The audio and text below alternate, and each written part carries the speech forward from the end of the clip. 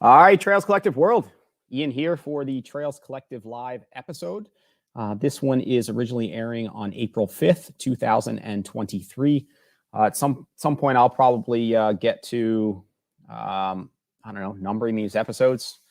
They kind of, or maybe I kind of like how they just all blend together, and time is one big continuum of getting to catch up with really an amazing number of voices. Particularly during COVID, where I think a lot of us lost different time stamps in life. This for sure just kind of blended into that experience. So I am grateful this evening to have some friends, new and old, on this episode with us. I will weave them in here in just a second.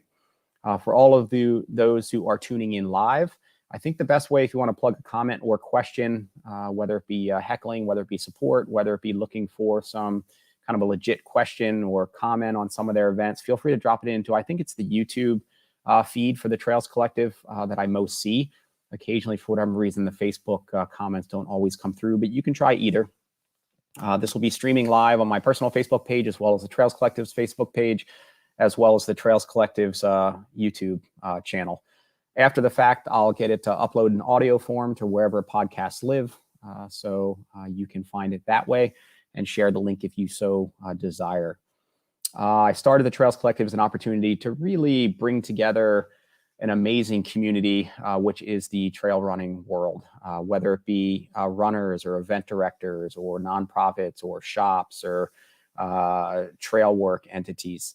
I think most of the time we hone in on athletes and finishes, but the larger picture is to really weave in the larger community. I think it really is an amazing family, which I've been very grateful for in my life. And as I've said many of these episodes recently, in a day and age where I feel like our world, our communities, and even our households are so very much or too frequently divided, that I feel like the trail running world, at least for me, has been a platform and an opportunity to bring people together, regardless of maybe political beliefs or religious ideologies, or a lot of that I feel like just falls away on the trail. And so I've been grateful for that, and I've wanted to celebrate that. We've largely focused on the Northeast trail running world.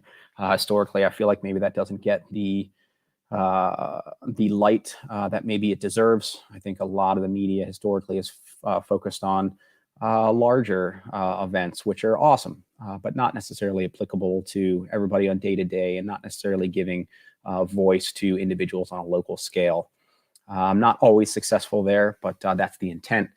Beyond that, focusing on East Coast, as well as it pertains to maybe where some of the athletes do nationwide or worldwide races. But that's been the focus. So without further ado, I am going to weave in our guests, Mike and Sandra Smith, coming to us at the moment from Santa Fe, New Mexico.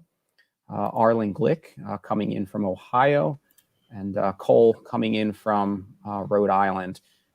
Cole and Arlen, always good to have you guys on. Mike and Sandra, thanks for joining us on this episode. And to you guys in advance for taking some time out of your night. Thank you. All right. So I am going, for those who aren't already familiar with our guests, I'll do some intros here, and then we'll dig into, as I mentioned before we hopped on live or on the back end with them, I mentioned I'll have some kind of focal content areas and kind of a tweak on that content for each of the individuals. And it can be pretty free. They can be free to dig in with one another if they find inspiration or have certain questions. For those of you who may be listening live, feel free to drop questions or comments into the feed, and where I feel like there's a segue for it, I'll weave it in. So Arlen Glick, coming to us from Massillon. I pronounced that right? I probably mispronounced it last time. Massillon? Yeah, close enough. What is it really? Massillon is what us locals call Massillon. Massillon, Ohio. Arlen, and I was trying to remember in the last time we talked last year, I gave you a nickname on the episode, and I'm pretty sure it was the Big Ticket. Do you remember? Now that you say so. It's either like the Big Show or Big Ticket. I think I went with Big Ticket. So I'm going to go, coming to us from Ohio, Arlen, the Big Ticket Glick, has been one of the most dominant 100 milers in the country these past few years. In 2022, he was USATF 100-mile national champion with a win at Jackpot in Nevada, third at Western States, second at Run Rapid Run, third at Javelina. This past weekend, it again came together with an incredible run to establish a new course record at one of the nation's originals, founded in 1995, or the first running at the Umstead 100, run in Raleigh, North Carolina. And in a time of 12 hours, 57 minutes, and 6 seconds, 25 minutes under his prior best on that course and win from 2021. Not slow at all. And then maybe we can close out with it, but I'll just front it just in case. And he has a pretty amazing year still on deck with the Heiner 50K, Western States Training Camp, Western States, double back to Hard Rock three weeks later. Arlen, great to have you back on with us. Yeah, thanks so much for the intro, and thanks for having me on. It's always good chatting with you Beast Coasters. Right on. All right. Mike and Sandra Smith, as mentioned, coming to us from Santa Fe, New Mexico. With the past weekend's finish at Umstead, Mike finished his 200th 100-mile finish. No doubt pretty intentional, as we'll get into, whereas Umstead was his first, and it was your 100th as well as now your 200th, right? Yes. And so starting with your first, what would be a lifestyle and dedication to picking off nearly 10 100s per year? I think you mentioned you had maybe 18 last year and 18 this year, which is truly mind-boggling over the past 22 years. And Umstead, I think you skipped maybe the second year, but then got back into it and have been doing it pretty much every year since. It's wild. It also should be noted that at the wise age now of 65, your finish time rather this year of 23:52 is only 8 minutes off your maiden run in 2000 at the age of 42. So I know you mentioned in the is it what that say? Credit. I do that. I think that's awesome. And I know you mentioned in one of the interviews, maybe we will get into one content area where maybe you don't expect to necessarily get faster. Your speed topped out, but in terms of your 200, 199, 100-mile finishes later to only be 8 minutes off of that first one, dude, that's pretty phenomenal. Yeah, that's some consistency and staying power. I also must apologize in advance for not giving you more of a shout out when you joined us for Virgil Crest in 2022, as I was just doing my stalking. I was like, wow, like he was just out there and where Cole was cutting his chops, in that neck of the woods. So it truly is a small world, and I appreciate you being with us for that round. And Sandra, it was cool. I caught your email right before I logged on. I didn't know that you literally wrote a book on crewing. I literally wrote a book. It's being finessed and formatted right now, and plan to publish it within the next 4 weeks. Man, yeah. All right. Well, I know you mentioned that the focus should be on Mike and the efforts, but for Mike to get 200 hundreds in, that's pretty tough to do in isolation without a support network, and especially where you have a significant other or family. The understanding, the patience, the support, I think that's huge. And you probably also see vantage points that, I don't know, maybe all things are open and Mike wants you to see, but you've probably seen some pretty rough goes and him battling through certain times that could have otherwise been pretty ugly. So it's great to have your voice on here in the mix as well. And feel free to chime in on any of this. The questions I maybe have cut out more for Mike and Arlen and Cole, but I'd love your voice as well, kind of weighing in on some of these experiences. Thanks. And then still on deck in his mix of a whole lot to come, New Jersey Devil, MMT, Mace's Hideout, Hard Rock, Crazy Mountain, and Javelina. Maybe you can just on this next one, just go out with Arlen at Hard Rock, and I don't know, just see what happens. Just hang on. So good to have you both on. Cole Crosby, coming to us from Cranston, Rhode Island, correct? That's the place to be. That's where I don't know if it's the place to be, but that's where you're coming in from. Cole cut his trail chops in my relative backyard. I think doing some of his early trail running in the hills of where Virgil Crest is now. I worked for my shop for years before going on to continue crushing on the run scene. 47 races in ultra sign up, 32 are trophies. He's maybe most notable, or of those finishes, maybe most notable, as I've mentioned before with you on, for booting or throwing up on the Ithaca College indoor track after not stomaching Gatorade in the final miles of an attempt at the indoor 50K world record some years ago. which no doubt I hold that close to my heart, Cole, as you do, no doubt as well. Yeah, thanks, Mike Wardian, for having a record that to chase after, and thanks Gatorade for destroying my stomach. Yep, that was unfortunate. It was so good and so close until it wasn't. Second most notable, probably not being able to finish Virgil Crest in 2022. Mike, you may have come through an aid station where Cole was just sitting there kind of bent over, secondary to a sensitive grundle. Mike must have a much less sensitive grundle than yours to have finished that year. And third most notable, taking the win at the 7-Eleven Free Slurpee Day 60K in Connecticut in 2022 in 7 hours, 51 minutes. That's a lot of Slurpee drinking. Clearly, your stomach has toughened up since the days of not tolerating Gatorade. And besides finishes at less notable races, such as the Cocodona 250, Hellgate, and Cayuga Trails, he's also just sent the first solo run of the Speed Project original route, around 346 miles from Cali to Las Vegas in 92 hours. Wow. You guys are quite the notable crew here. All right, so I am going to dig in. And again, feel free to tangent, or you just be like, you know what? I think that topic is kind of stupid. And like, I don't really want to answer your question, but I'm going to tell you about something. That's fine too. But let's dig in with age and performance. I'm going to go there first as a Jeopardy category. So, and I'm going to go in the order of Arlen, Mike, Cole. Arlen, at age 30, theoretically, you still have a few years until you reach your physiologic prime. Are you just getting stronger and faster with increased time, consistency, and experience? And or did you insert something into this training cycle to chip off about 25 minutes from an already fast Umstead PR? There's a lot that there's a lot of improvements I made. So I have been on a mission to eliminate downtime, and it took me 30 long years to perfect that to not where I want to be, but to the best so far in my career. So Umstead has the record at 7 minutes of downtime. And one of the facets that made me faster this time was the fact that I had 21 seconds of downtime.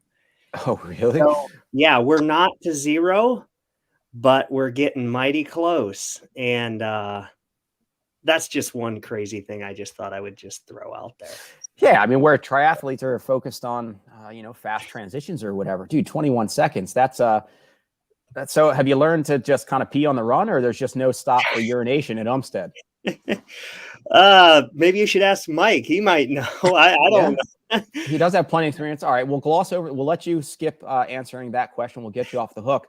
But yeah, 21 seconds. So that's just, are you getting support out there that's just kind of chucking you a new bottle and you're just kind of rolling through? And yeah, I have my two sisters. They were crewing for me. So there was we have perfected it. And yes, you mentioned peeing. That's the obvious hardest thing to combat. Let's just say I was really close to nailing it this time. Basically, one pee break didn't go as planned, and that accounted for about half of those 21 seconds. And a little miscommunication with crew gave me the wrong thing in my bottle the one time, where I would have had to consume 1,600 milligrams of sodium in a very short amount of time. And that wasn't, I knew better than that. So I dumped it out and filled it at the next aid station. So that was the only bottle that was not handed off to me. But yeah, just little things. I went from 7 minutes out of nearly, I don't know how much. I'm about 10% of Mike. I think I'm coming up on 20, hopefully by the end of the year. 2,000 mile finishes. And I told my crew going into this just might be the day I get my goal of 3 minutes of downtime. And I got done and they were sitting around laughing like, Arlen, what'd you do? And I said, I did 21 seconds this time. And they were like, so did you get to make that up post race, or just kind of hang out at home with the stuffed heads behind you and just like, now I'm going to take like 12 minutes of downtime. I'm just going to sit here and I'm just going to stare at this wall because I've kind of earned it. Yeah, no, I'm going to go fishing tomorrow. That's what I'm going to do to celebrate. Well, that's pretty awesome. I wasn't thinking that was going to be, a kind of where the performance or the time gain came from. So that's pretty awesome. And that's truly incredible too, in terms of 21 seconds, dude. That's crazy. And dude, you must be a really fast peer, which is also pretty impressive. So well done there. All right, Mike. At age 65, you're consistently laying down on a monthly basis what would be a singularly incredible single effort for 99% or more of runners. That is the 100-mile finish. Aside from no doubt solid genetics and a support system like Sandra, what pieces of life and training do you hold closest to in allowing you to come back month after month after month to pick off these huge efforts? Oh gosh, when you talk about training, Ian, it's pretty embarrassing. I really don't train well at all.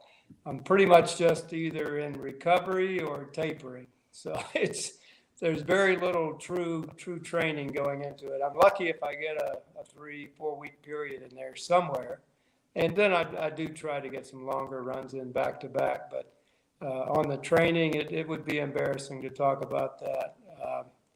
As far as life experiences, I think I just had an opportunity early on to learn some valuable lessons from a lot of other ultra runners out there and watching them in races.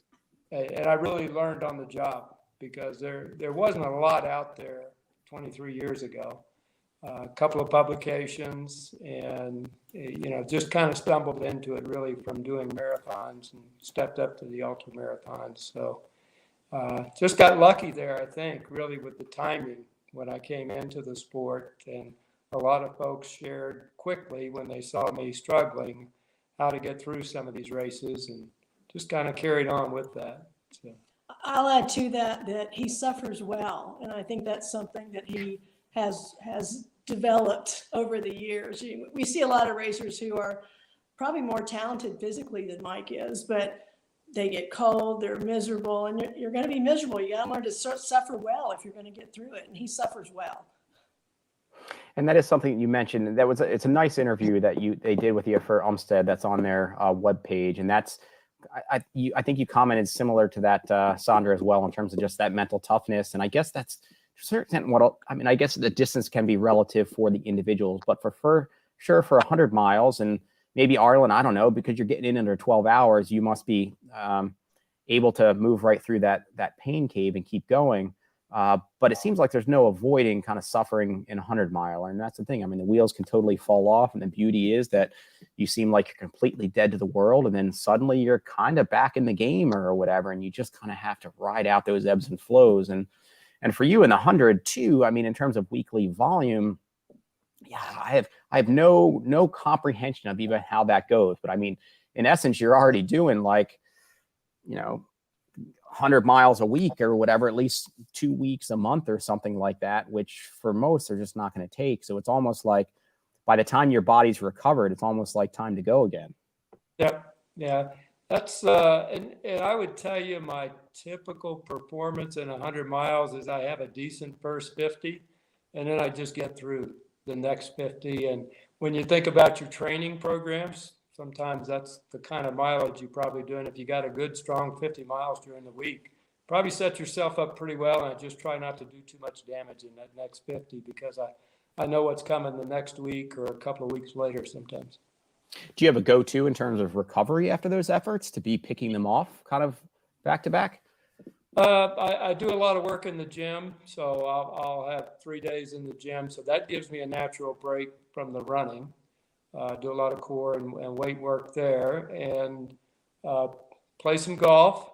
So I try to have some other things going on and just don't do a lot of high mileage training and definitely not a lot of high intensity training because I don't know about you other guys, but over the years, I've just heard more people hurt trying to ramp up training effort for a race than they actually did during the race. So the injuries, it seems like, came during the training a lot of times. Yeah, and that's usually the case. I'm going to run Boston like 10 days or something like that, and I'll go in kind of maimed. Like if I could have run it 2 or 3 weeks ago, like I think I would have been pretty good. I had this as in, you hear about most injuries are a month out from a target race. And now I'm in that statistic. Legs were already pretty weakened. I went into just a repeat miles workout, and the workout went really well. It was 5 by a mile, 2 minutes in between the miles. And it was 540, 535, 530, 525, like 525 or something like that. And I felt pretty good, but then came out injured with a potentially slight tear to like a meniscus from trying a new pair of shoes. And there's the injury, kind of like that, where, if I could go back, there's, things to do differently, but to do what you're doing and to get as far as you can, right? I mean, that becomes a pretty risky proposition. All right, Cole, at age 34, you're hovering in that peak prime year window as well. You're quick and no doubt could race really well in established races with deep fields, which you've had your foot in some bit as well. Yet you've been inspired by tacking outside of the established scene with running across New Jersey, a solo speed project, and 250-mile efforts such as Cocodona.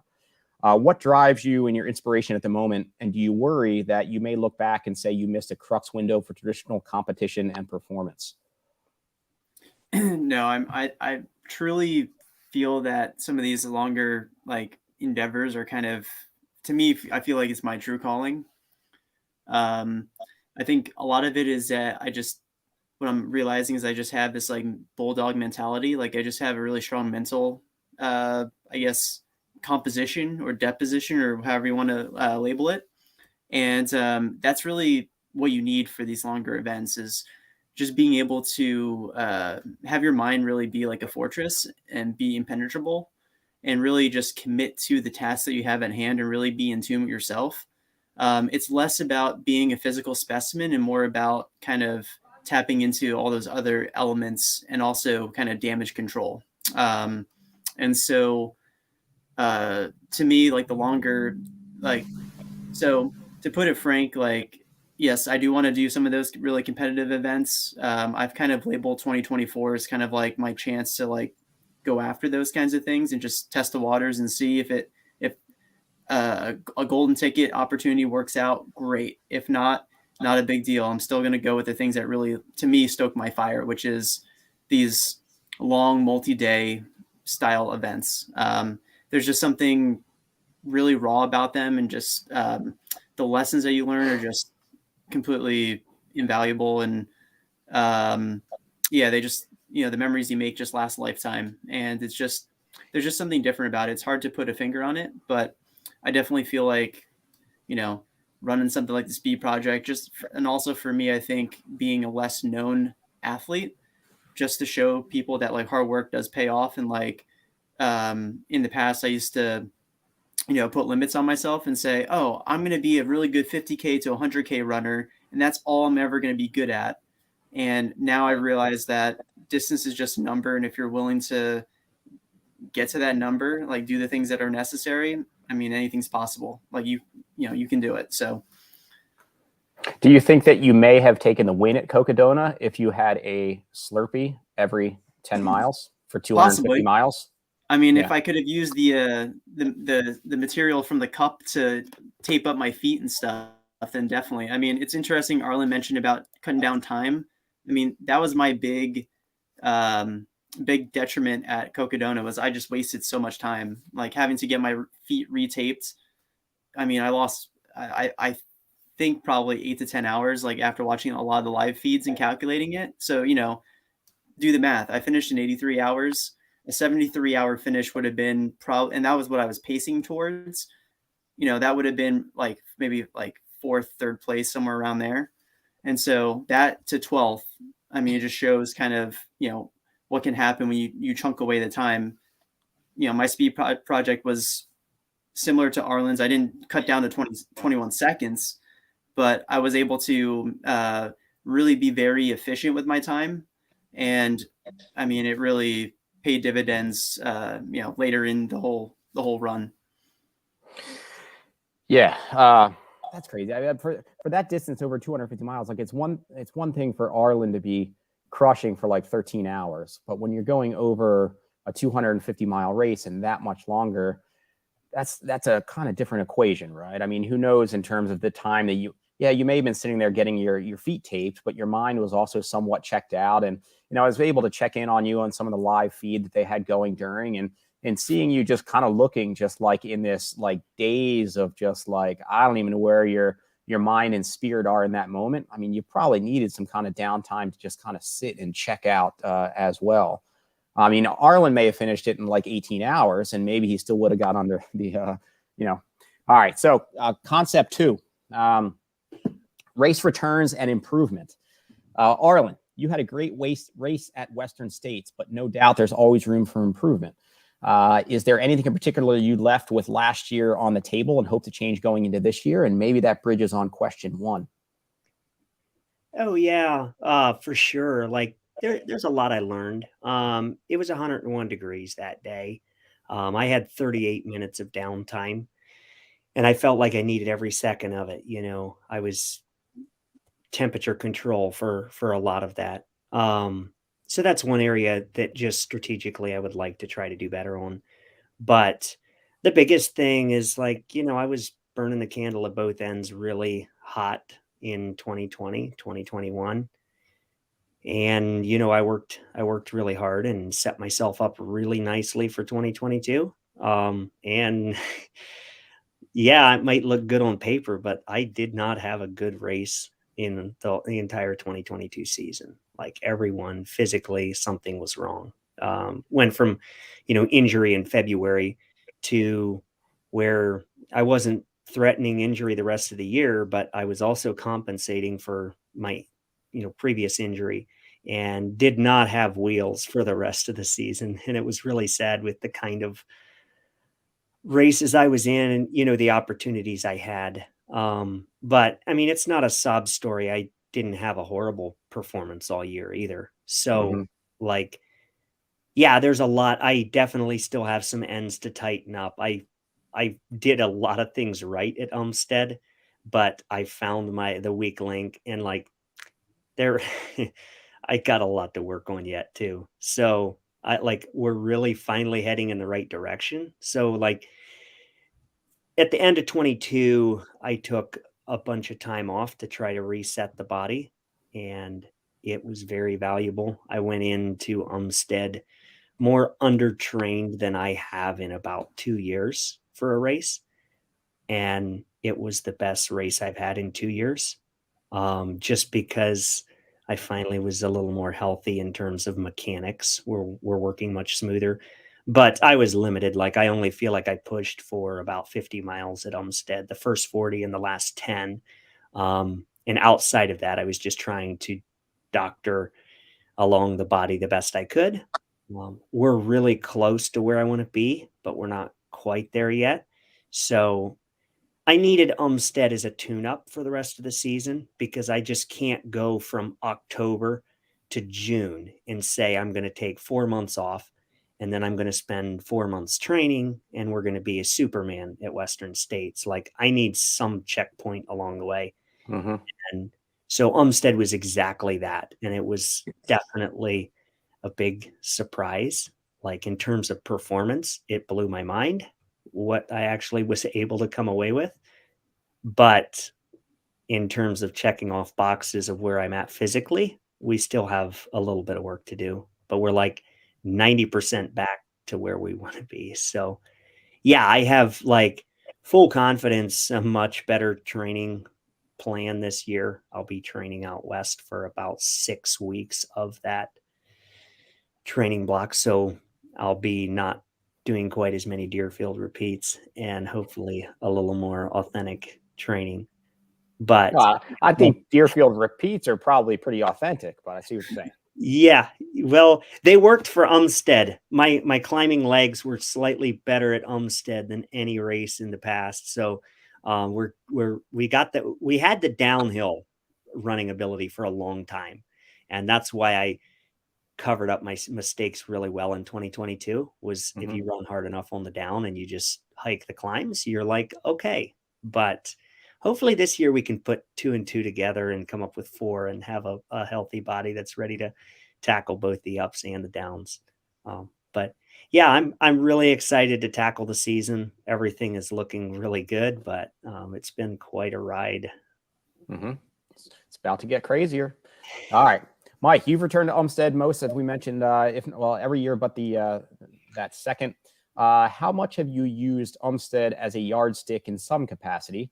Do you go in with the mindset that you can still improve your times there, which I think your answer would probably be no, but you're still in that ballpark. And can you attribute remaining so close to your time from 20 years ago to a certain combination of factors? And maybe that bridges on question one, where you just talk about, man, I'm only getting tougher. And I'd imagine with that much more experience under your belt, it gives you the confidence of like, I've been here, like I can kind of move through this. Some of your races, and I think you maybe also commented in one of the interviews, was you chase some of the cutoffs here and there. And maybe that's in some of the more rugged.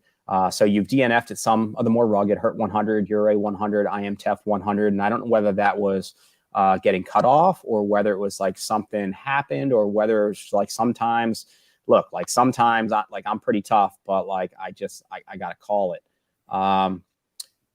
So one, commenting on whether you can use Umstead as a yardstick, and then two, are doing the events that are maybe more rugged or more climbing or more extreme, are they in some ways more risky to getting to where you are and at 200 finishes?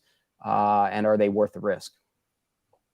I would say that particularly probably for the last 10 years, I have used races more strategically to prepare for the major races. So for instance, this year I'm doing Hard Rock. So I'm going to do Bighorn, I'm going to do Mesa's Hideout, and I'm going to do Massanutten. So those three races are hopefully helped in there, and there'll be some others in between, but hopefully those are the ones that kind of get my climbing legs in.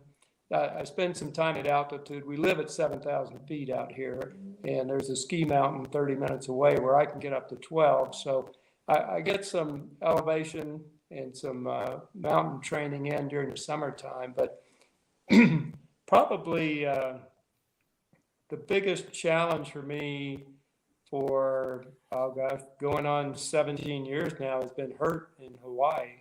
That's been one of the toughest races for me to figure out a good strategy. And you talk about chasing cutoffs. I think I hold the record there because I've got a 5-second cutoff finish there at 35, 59, 55. It's not something you want to be proud of, but I think that's the one where I really, it's my demon, because I love the race, great organization, great volunteers, good group of guys that come out there and run every year. But it's a tough one, particularly when I lived in the Midwest, was coming from Indianapolis every year. It was tough to go to Hawaii in January, be heat acclimated, run over those roots and rocks. So that's something that's kind of a goalpost for me every year. So when you talk about Umstead, I really look at how did Hurt go. Rocky Raccoon every year is right on the heels of that. And then things kind of develop from there. And then I kind of get a break sometimes until summer when Bighorn usually hits. Not lucky enough to get into Hard Rock every year, but definitely some of the bigger ones. Last year, biggest challenge in the summertime was the new race in Montana. If you guys haven't looked at Crazy Mountain out there, beautiful course, every bit as good looking as Hard Rock is, and unfortunately is tough. But I tried to do it back to back with Cascade Crest last year, and I didn't have the legs to do Crazy Mountain. So I'll be back there this year, hopefully get that finished. But that's probably how my year goes. I really like the years, but I've only finished Hurt 6 out of 17 times. The other are either 100K finishes or I missed the cutoff. So.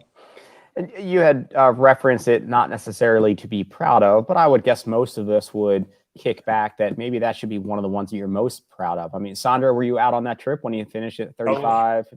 Were you there on? I volunteer at that aid station on Saturday and Sunday. So, that race is so well provisioned. I don't have to go out to the aid stations and crew for him. So I'm at the nature center watching him come on loops. And on that last loop, I'm looking over at the race directors and And they're looking at me going, no. And then we see this little speck of green Umstead shirt, up in the jungle, and went, I think that's Mike. And he comes sauntering in like he doesn't know he's got 10 seconds left to get to the ring the bell. And Gary Robbins was there, and Gary said, dude, you gotta get going. And I think you had hit the wrong button on your watch and didn't know how close you were. Yep. And one of the neat things about her is so many people stay for the finish line. And when he came in at 35:59, 55, the last one to finish, and the course record holder for the slowest finish, there with Gary Robbins, who is the course record holder for the fastest finish, people were crying. People that don't even know him, they're just so happy and crying. It's a really neat thing. But yeah, I got to see that one. No, so on that, I would guess that Sandra and many of us I would guess she was as proud of you there, or to be proud of than any other you've done. And for those of us that are able to see those people come in, it's really fun to see the people throwing down at the front. I really enjoy that competitive angle, but it is just as meaningful to see those people coming in just under the wire. Exciting. Yeah. Oh yeah, it's awesome. And Hard Rock too. Hard Rock, I was grateful, or I'm thankful enough to have paced Lewis there when he won the inaugural one. I lived out there. I lived pretty, I think maybe like a quarter mile or half mile from the nature center there, and that was kind of my weekly or daily go-to. And then the third year as well. And it really just became what it is after, but such a wonderful place and a wonderful community. So it's awesome that you keep going back, especially as it keeps beating you down in some ways. Cole, you veered off of repeating races, maybe in some ways more recently, and into efforts and distances that have no comparative metric for yourself. Is that intentional? Do you wonder how fit or fast you are now versus where you may have been? Yes. I think for me, like, I've just always loved the sense of adventure, right? So that's where I've done these events or races or challenges. I just don't have anything to comparison with, because it's kind of like, I'm like an explorer discovering a brand new place, right? So there's some excitement there, kind of trying to plan, but not know. You have to be adaptable, not really know fully what to expect, and then kind of really absorb like a sponge and take in that whole experience. I do know that I'm definitely, I feel like I'm fitter when it comes to ultras. I think part of it is just the experience, right? Like I made just about every mistake in the book in a decade of ultra marathon running. And, I would be a fool if I hadn't like learned from those experiences. And so I think, taking what I've learned kind of in the shorter distances, the 50K, 100K, some 100-mile DNF snafu kind of things, I've been able to kind of take those lessons and then apply them to these longer endeavors that, I think when it comes to running, I think a lot of what we encounter, it's a lot of the same. It's just, what pace are you running? Is your stomach doing fine? Are you getting enough? For me, are you getting enough rest? Are you doing, following your kind of like sleep strategy efficiently? Are you hydrated? Do you have enough electrolytes? Do you have that balance kind of figured out? And are you just like, what's your headspace like? Are you in a good space? Do you feel focused? Do you feel, that you kind of have a control of things, that things are going smoothly, that, you feel like there's not going to be just like a curveball out of left field kind of stuff. And so, for me, that was kind of, and, again, like for like Sandra, for example, like, leaning on the crew, right? I feel like my crew, my wife, Ashley's kind of I call it, she's the boss. She's the true OG. And, our other crew members we had, I leaned on them a lot, and they leaned on me too. And it was kind of this like really cool synergy that we had. And I think that's when you have moments like that, like, a crew that really steps up, it allows the athlete to really step up. And so that was, kind of what I was able to do with the TSP. But definitely, don't worry, I'm going to run shorter stuff soon. I'm doing a 100-mile race at the end of June, as long as I recover properly. Shorter stuff, 100-mile race. That's the bubble that we all live in here. All right. Conditions and preparation. Arlen, you raced well at Run Rabbit Run this past September. We got to catch up for a bit after that. Solid performance at altitude for someone living at 948 feet of elevation where you are in Ohio. And you mentioned having a training block planned 6 weeks. I imagine it'll be a couple weeks ahead of Western and then into Hard Rock. But will you do anything in particular with regards to elevation gain and altitude, given that you're about to face the beast of Hard Rock? Yeah, thanks for reminding me. I almost forgot there. I'm about to face Hard Rock. No, I think it's pretty awesome getting into Western States, and after I got the initial shock out of the way of the fact that I've got both of those on my calendar, and then I looked it up to see how close they are together and realized they're like perfectly strategically placed at the perfectly wrong spacing apart and like everything. So yeah, my focus is pretty simple. It's all on States with very little attention on Hard Rock until June 25. And then things will shift, but I do want to try to be like getting exposed to some altitude. So I have an altitude tent. So whenever I'm not training out west, I'm sleeping high, training low. Whenever I'm out there, I'll be like sleeping low, training high, kind of doing the opposite. So hopefully the body at least won't get sick. I don't feel like at Run Rabbit Run, I had done some pretty extensive altitude training, like just simply with sleeping at altitude before Run Rabbit Run. And it really worked to help me from keep me from getting sick. But the lungs weren't there. Like I was breathing like a racehorse and not moving anyway. So it was like close, but not that close.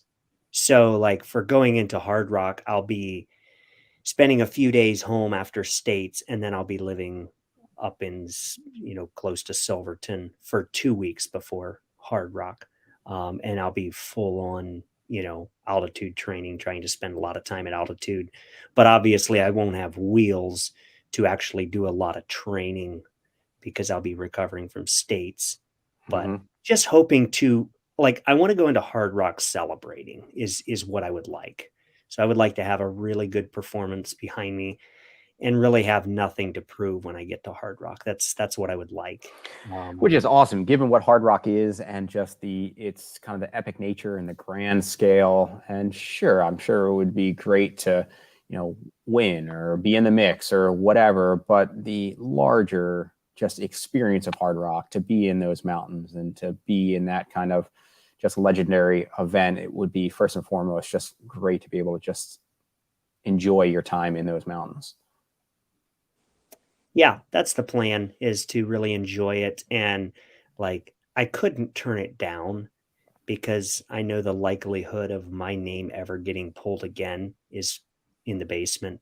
So getting a finish is very important to me. I will sacrifice the body for a finish. Just that way, hopefully someday I could go back if I choose to do so, because I would assume most people know how the lottery system works. Once you have a finish, you have a much better chance of getting back in. So that is definitely the main goal, but we'll see. I know that, like, if I have anything left after Western States, like race day, things will kick in like late in the race if there's anything left, but I'm not expecting it. I'm just here for the ride. Cool. Mike, to complete as many finishes as you have across a range of events and seasons, can you remember, or maybe Sandra can remember first, in the moment, a story or two from where you went in with confidence after finishing X, but found yourself feeling unprepared for a condition or course, and how you worked through that equation? I don't think I've ever seen him unprepared. Gosh, yeah, I'd have to think about it. A lot of times the unpreparedness was just the situation I forced myself into. I mean, I mentioned Cascade last year and trying to go to Montana the next week. That definitely wasn't prepared. I wasn't as prepared as I should have been for that race. You weren't as rested as you should have been. Yeah, that's not unusual. It's just tough time. Probably I naturally go to hurt again, where I can spend hours in the sauna. I just can't get the heat acclimation in January down for that race. And I do go out and spend a couple of weeks there now, trying to do some training on those trails and in the heat and humidity. And I think that should help more. But that's a tough one again, just for the preparation. But I really didn't go, and I knew what to expect, that I probably wasn't as prepared as I should have been. And it's just tough. I keep hearing a recurring theme, though, as we're talking here about the undertraining. If I had a choice, I would go into a race undertrained as opposed to overtrained any day. And all the years of Virgil, I for sure saw that play out. The individuals who would come back year over year, you could almost bank on, if they came in with a much stronger training block, they are more apt to go out harder, and in many cases harder than they should have. And it would just kind of bite them later, where if they came in undertrained, they go out very much more conservatively, and they were much more apt to finish. Yeah. And trust me, I am not one to negative split at a race ever. I have a good front half usually. And again, just get through that back half a lot of times. So it's not that I have any particular race strategy that's going to help throughout the entire run, but I do know what to expect. And I've seen lots of folks and been guilty of it, I'm sure, of going out too fast in some races, but I've definitely over the years gotten smarter about that, held back, especially when the heat is an issue or any other kind of trail condition that's really tearing them up. I see people blow down downhills, and I just know they're going to need those quads later on. It just comes back to bite them time and time again. And you can tell the newer runners. And I think we had 100 first timers at Umstead this year. And I'm sure, even though the weather, and Arlen can speak to it, the weather was, I think, as good as I've ever seen it there in 22 years. Really good weather. But some people probably went out a little faster and paid for it later on. Definitely saw some of them walking later. Cole, running across New Jersey, Arizona, Nevada are in some ways similar, long, flattish, but the conditions could be or were quite different from terrain to temperature to humidity. It seems you're pretty good in rolling with the punches. Any inside tips, techniques, or products that have gotten you through some adverse moments? Yeah, I mean, I think one of the things that I've seen a lot in these longer events that just an observation of mine. So when I ran New Jersey, for example, I did it right after New Year's. It was cold. It wasn't like unbearably cold, but I did get down to say 16 degrees at night. Mind you, I'm a snowshoe runner. So and Ian knows, being out in upstate New York when I lived up there, I mean, minus 45 is not something that, I've ran in the middle of that stuff, and I didn't even know how to layer properly at the time, really. And so now I've kind of just, I think, learned how to use gear appropriately. And the big thing I've seen is a lot of runners, like Cocodona, for example, they're wearing all these down puffy jackets, 3 hats. And I'm like, it's 50 degrees. Why are you so cold? And a lot of that comes down to fueling. I think you have to be, for example, the speed project for me, I made sure my stomach just never was upset the whole time. I'm a whole foods based runner. So I'm eating things that you can pronounce, right? Things that aren't science equations. Literally, I'm sponsored by Untapped maple syrup. I'm drinking maple syrup as a form of getting my antioxidants and calories and other stuff. And obviously I'm using other things, I'm eating bananas, avocados, olives, did cheese slices. Every so often I had maybe a slice of pizza, or, if we can get something from a convenience store or whatnot, some sugar cookies. But, for the most part, I made sure that my furnace was well taken care of.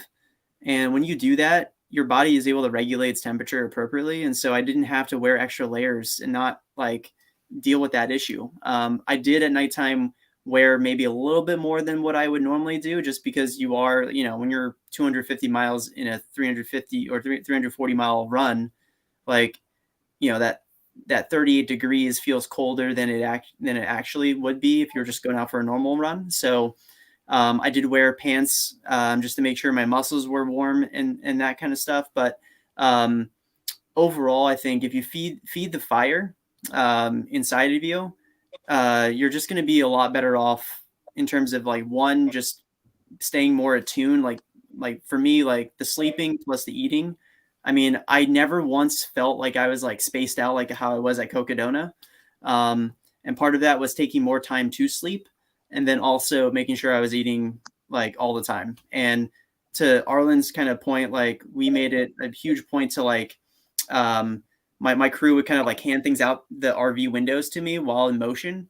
And so like I would just eat on the go as much as I could rather than actually stopping to eat. And I did a lot of that in training, really focusing on like, can I eat this sandwich while I'm out running, and like running on a full stomach, and like pushing my body to be able to, acclimate to what I might encounter in a long event like the speed project. And, it worked out great. So that's my tips for people. I think, feed the fire, and, make sure that by doing so, you're able to kind of like dress appropriately and do all that stuff so that you're able to perform the way you need to.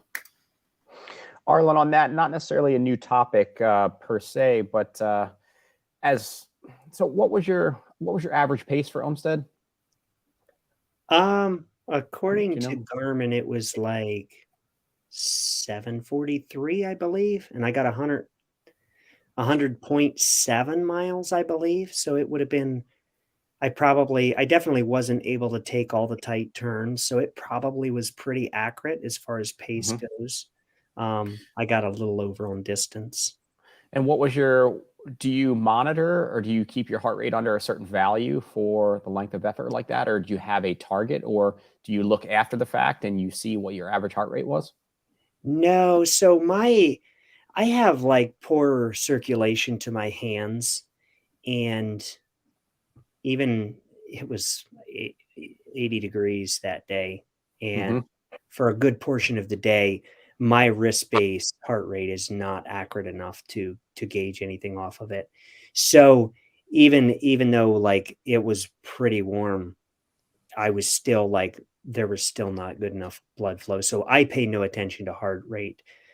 I have this after you've done, I feel so stupid by acting experienced here, but after you've done as many hundreds as I've done with Mike in the audience, you learn that effort level, and when you're like outside of it. And I do most of my training at right around 100-mile effort level. And so it's just like, this isn't the pace where I survive. This is the pace where I thrive. And I can feel it pretty quick when I'm getting outside of that. So I think my heart rate should be hovering around 145 to 150 when I'm in at that effort, just based on where it's at in training and when I am actually accurately calculating it. Yeah. But no, I'm not watching it on race day. Yeah. I was going to be curious if it were spiking in that effort. Well, actually, I'll touch on it in terms of what you're taking in, fueling as well here in a second. So switching gears to just gear. I mean, you mentioned it a little bit, Cole. I had asked about anything you've kind of picked up in your context of this variable game. Because I know you're quite tuned into gear and pretty excited about certain gear, and you've had sponsors along the way. Arlen, what shoes did you? Yep. See, you're always sporting something, dude. Arlen, what shoes did you run in for Umstead? What will be your choice for Western, and then which for Hard Rock, if you know yet?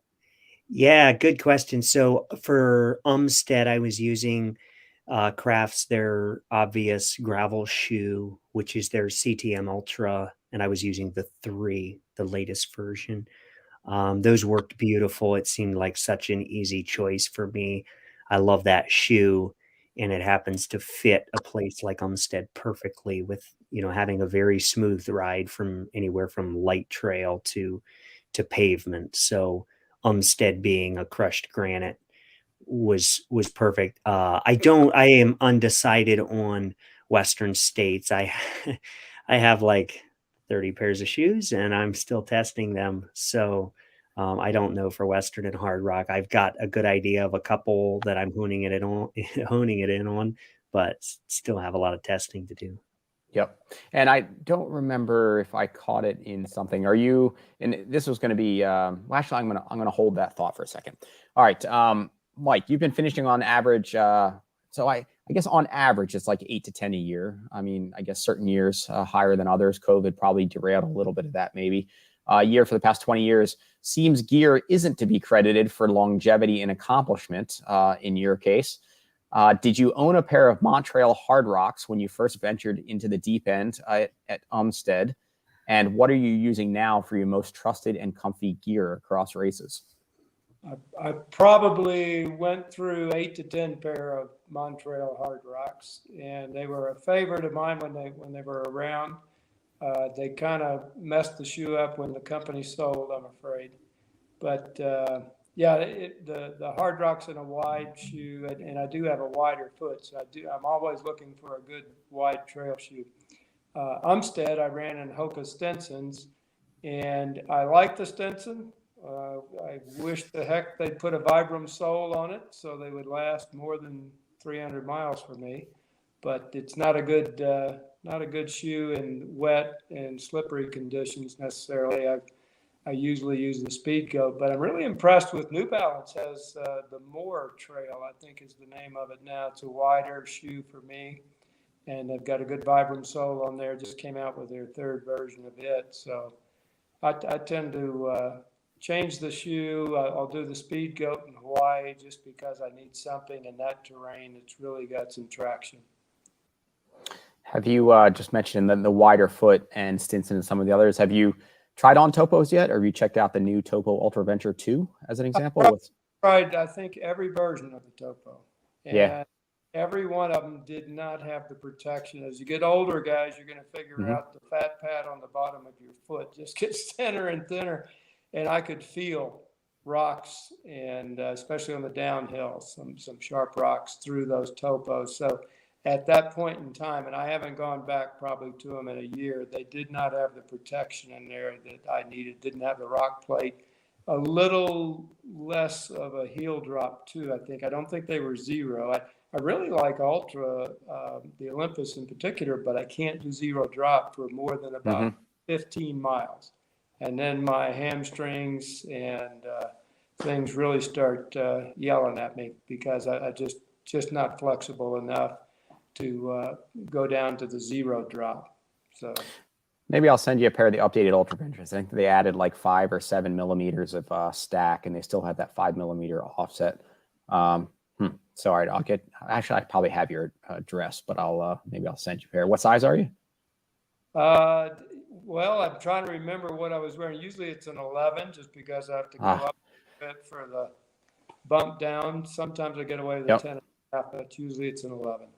Well, I'm an 11 as well, and I've kind of like Arlen and owning a shop here, and I've got a ridiculous amount of shoes, so I could probably just start sending some way to check out. I have a ridiculous. He has my nickname for him is Imelda Marcos. Yeah, and I imagine that's common to this thread here as well. But I look at your house in the background, and it just looks, well, it looks clean and kept, and I can't envision a shelf of like 40 shoes. I restrict his stuff to his office. All right, Cole. There is for sure promotional. Actually, that's going to be the next topic. All right, you can get pretty into gear and niche brands. Also, events where you run through varied terrain with bludgeoned body parts. Any game-changing gear of note? So funny thing was, after the Virgil Crest chafing snafu, I realized that I just needed like a better alternative to just like, just wearing the regular like liners that are inside running shorts. And so I sought out a company. They're called T8. They're out of Asia, owned by some Australian guys that are pretty cool. And they do this like boxer short and then the running short separate. And that was a game changer for me. Like literally now I run with in all, like whether it's T8 or not, I run in all my running shorts with just like nice, like wicking, kind of like boxer shorts, and I get no chafing, whether I use any kind of like squirrel's nut butter lube or whatever, none of it. So, like, I know I've seen Arlen wear like Exoskin, like very similar kind of thing. Like this stuff is, I think for me doing that, like I don't have to worry about, my, crown jewels kind of like rubbing up ugly, all that kind of bad stuff that can derail a great running, performance. So, since doing stuff like that, that's been huge for me. Obviously I've used squirrel's nut butter a lot. And that's been a good thing for me too. Yeah, I mean, that's kind of the main type of gear. I mean, I think just investing in good, higher quality gear, even though this is a cool TJ Maxx jacket, I train in it. I don't normally race in it, for obvious reasons. So yeah, just, for those people out there, sometimes spending a little bit extra money in something that's made well is going to work out well for you. And, I like all shoes. So, as long as it's not super wide, cause I have a really narrow foot. So I run in just about everything. Yep. Arlen, I don't remember. This was, I was going to mention it earlier, and then I was going to hold my tongue there. Have you signed on with Craft? Do you have a footwear sponsor at the moment, or are you just sporting Crafts? I am full on Craft all the way. So right on. Congrats. And that was more recent, right? Yeah. It started the beginning of the year. So that's good, because I had written this question, and it was going to potentially be based on unfair assumptions. And then I think I remember seeing the photo of you in the Craft, but I don't know. Are you on social media as well at all? I don't remember that. No, I'm not. And yeah. All right. And that I kind of remember too, but I was like, I don't think I see him on social media, so I don't know where I saw that, but I think that Arlen's with Craft now. But the question, which is now not necessarily an accurate question at all, was going to be, and I'll just say it anyway, even though it doesn't even apply. You can ask me. I won't guarantee an answer, but you can ask me anything. Yeah, well, it doesn't even apply as a question anymore, but it's still a concept. So you're currently one of the most consistent and best 100 milers in the country. And then I was gonna, so there's some of what goes into sponsorships there, something like whether it be social media or really plugging or promoting the brand or whatever. But the spin was going to be, do you think that if you lived in Boulder, Colorado, instead of Massillon, Ohio, you'd have been offered a solid sponsor at this point from a major footwear company? And does that even matter in how you think of yourself and opportunities that could afford? Yeah, that's such a relevant question, even though I'm signed with Craft. You notice Craft Sportswear, they're of Sweden. So they don't realize that you're not allowed to sponsor people east of the Mississippi. There's this rule in trail running. You're not allowed to sponsor anyone east of the Mississippi. Just throwing your money away. Yeah. So I'm with Craft. Also, social media is a big snag. It still is. Yeah. But thank God for a good company. And Craft is that to me. So they are treating me very well. And I just got done doing a training camp over on the Madeira Island with all the Craft people. And at the end of the week, after meeting, we have athletes from other companies that told me that they don't even know who their CEO was when they left the company. And we're sitting down having breakfast with the head of Craft.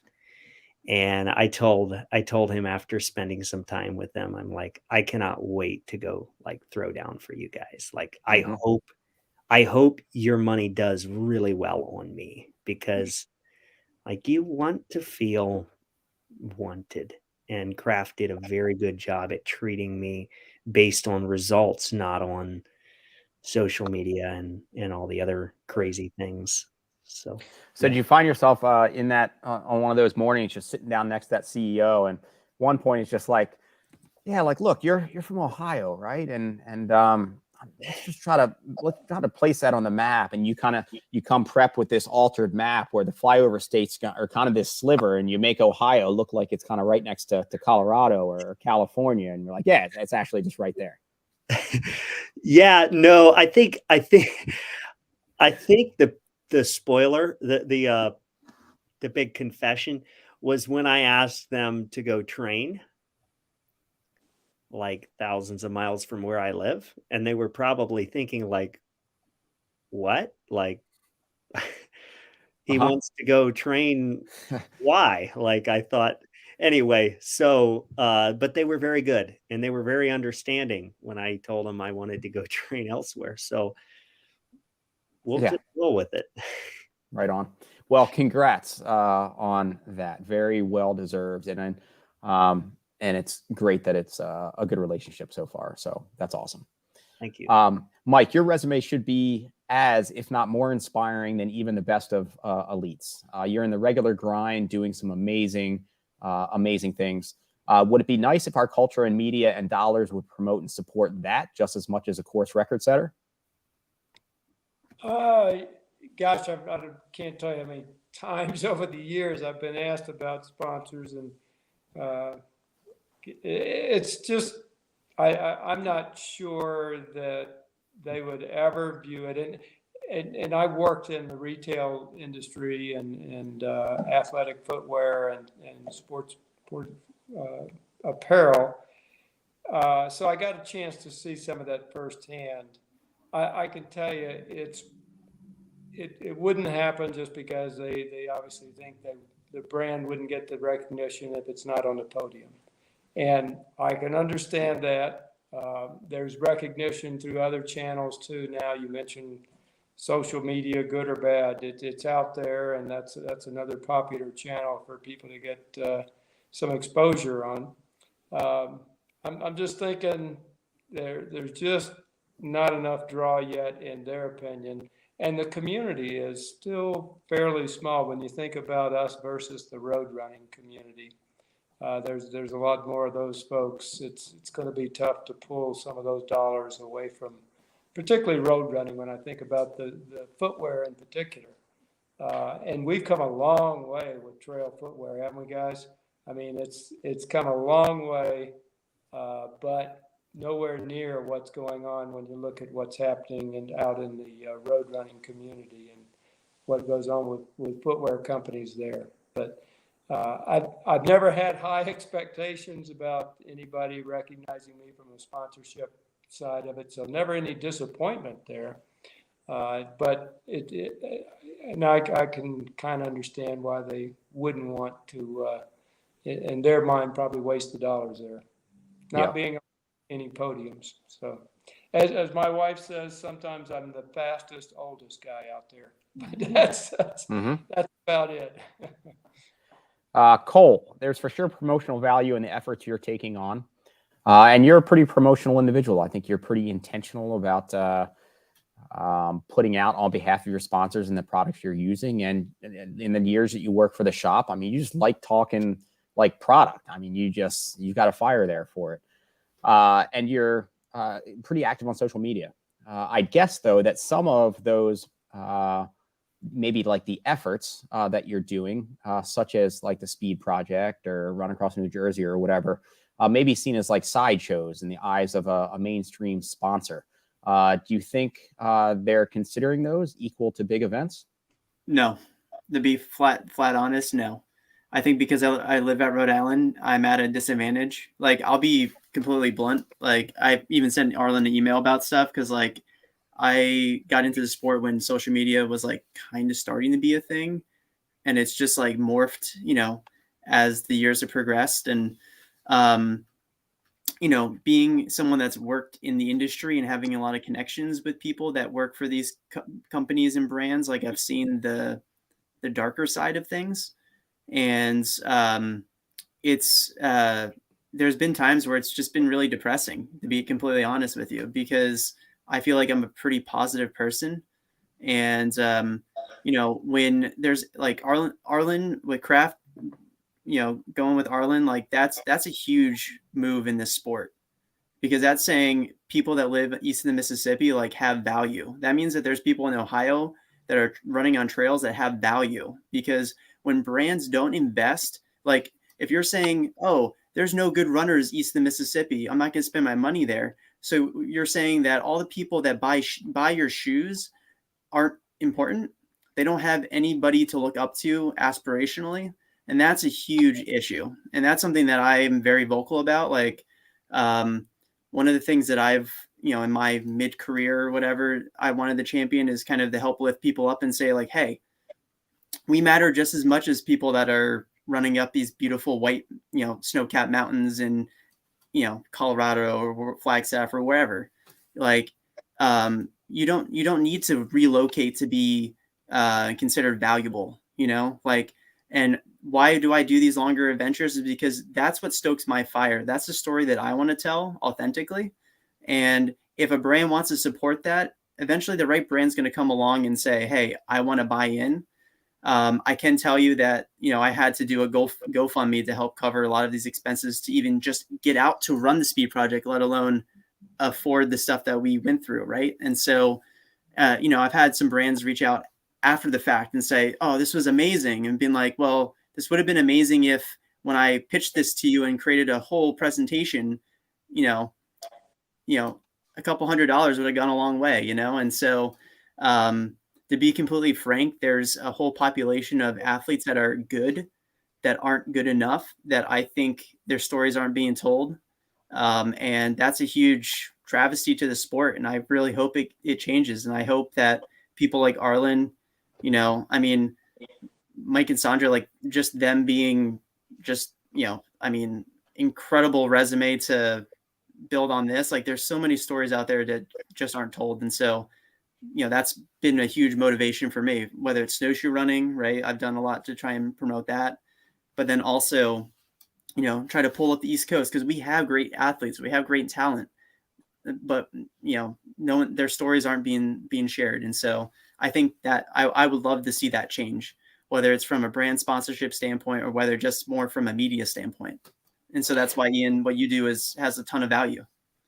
It's interesting. It's come up in the past, but just as you were talking, I almost just said, we have a lot of amazing athletes, but we also get a lot of the relative brain drain, or like the athlete drain or whatever. I mean, I've talked to so many people in this past few years, and conversations just like this. And I mean, there's so many. Like you can go through that list of probably the top 10 Western finishers in whatever field, and like how many of them were like East Coast roots, but like a lot of people just moved west or to other locales, or we can just count so many, and then they're just kind of more branded or tagged as wherever they happen to live at the moment. But it's an interesting kind of migration of passion or identity or whatever that is then kind of repurposed or repackaged or whatever.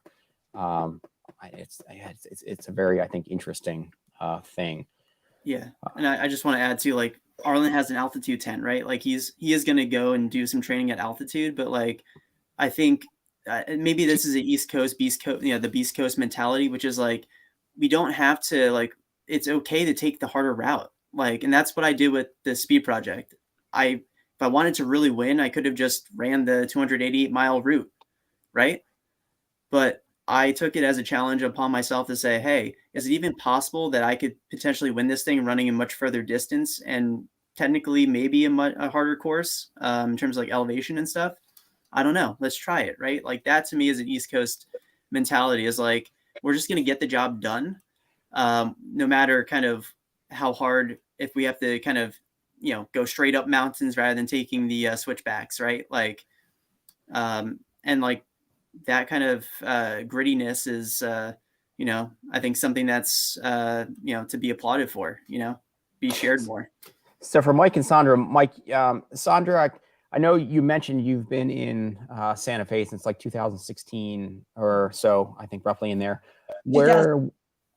Oh, okay. All right. So a while. And where are your roots? Where did you grow up? I grew up in Fort Walton Beach, Florida. My dad was in the Air Force and he was stationed at Eglin Air Force Base. So I grew up in Florida. Yep. And Mike, where are your roots? I was raised in Memphis, Tennessee. Memphis, Tennessee. Yeah. And you mentioned before this you were Midwest before you made the move to Santa Fe as well, or where were you based? 18 years in Indianapolis. So we were kind of doing the long distance thing. I was in Indianapolis and Sandra was here in Santa Fe, between there and Florida with her mom. So, yeah. So been a little bit everywhere. Spent a lot of time down on the Gulf Coast over the years. So I'm thinking even further into, and this is a total tangent. This wasn't necessarily, wasn't intentionally trying to get stuck here. But I think it's also interesting because here I am kind of talking about the divide maybe between West or Mountain West and East Coast, but also aware that like Arlen, like technically you're not even like East Coast or whatever. You're like Ohio. You're like nobody even knows where to put you, and let alone, you know, Mike, in being where you were in Indianapolis and Indiana there, like that probably gets even like less press. Like we should for sure get a lot of stuff like on the East Coast following, but like those flyover states, those Ohio, like, dude, you get nothing. Yeah. So, well, whatever. Here we are. All right. Sorry. Yeah. Switching gears. All right. Your go-to workouts for each of you. What do you go back to that makes you feel good, makes you feel fit, that makes you work for it? What would be your kind of your secret sauce of a given training cycle? Arlen, start with you. Yeah, so I always err on the side of volume rather than intensity. That's what makes me feel alive, and that's what makes me feel ready to race. And while I no longer race short distances, I have still probably have like a 5K PR that came from training for a 100-miler.